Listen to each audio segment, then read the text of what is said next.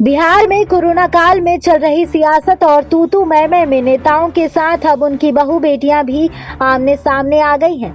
लालू प्रसाद यादव की बेटी रोहिणी आचार्य की तरफ से बिहार सरकार की स्वास्थ्य व्यवस्था पर सवाल खड़े किए गए थे। इसके बाद से बिहार के पूर्व सीएम और हम पार्टी के राष्ट्रीय अध्यक्ष जीतन राम मांझी की बहू दीपा और लालू प्रसाद यादव की बेटी रोहिणी के बीच ट्विटर वॉर छिड़ गई है।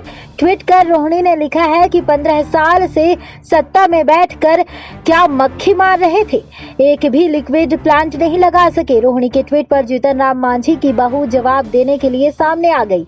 बता दें आपको कि दीपा के पति बिहार सरकार में मंत्री हैं। दीपा संतोष मांझी ने ट्वीट कर उल्टे सवाल किया कि 15 साल में रोहिणी के माता पिता लालू राबड़ी शासनकाल में कितने प्लांट लगे हैं। इसके अलावा ट्वीट में रोहिणी को जाली डॉक्टर कहकर ठीक करने की बात कही गई है।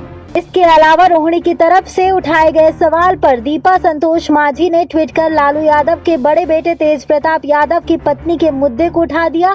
दीपा ने कहा है कि बिहार में एक और बेटी इंसाफ मांग रही है, जिसकी जिंदगी लालू परिवार ने बर्बाद कर दी। उन्होंने दूसरे के घर देखने के बजाय बता दें आपको कि रोहिणी आचार्य के एक ट्वीट कर लिखा था कि राजद परिवार के लोग जनसेवा कर रहे हैं, गिरगिट सा रंग बदलने वाले, जरा ये बता दे हमें तू समधिन दामाद से कौन सा सेवा करवा रहे हो तुम।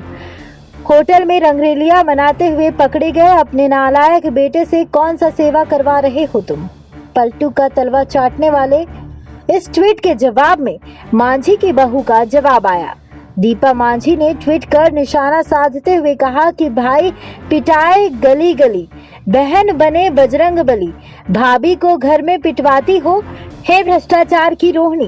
दरअसल पिछले कई दिनों से बिहार में स्वास्थ्य व्यवस्था के हालात को लेकर लालू यादव की बेटी ने लगातार निशाना साधा है।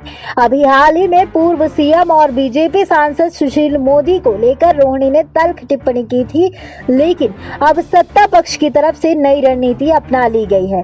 जिस तरह राजनीति में सक्रिय नहीं रहने वाले लालू यादव की बेटी सरकार पर हमलावर है, ठीक उसी तरह राजनीति से दूर रहने वाली मांझी की बहू से रोहिणी पर निशाना साधा जा रहा है। बता दें आपको कि हमें पूरी जानकारी वेबसाइट्स और अन्य जगहों से प्राप्त हुई है। जानकारी आपको कैसी लगी आप हमें कमेंट बॉक्स में कमेंट कर जरूर बताएं। नेक्स्ट 9 भोजपुरी की रिपोर्ट।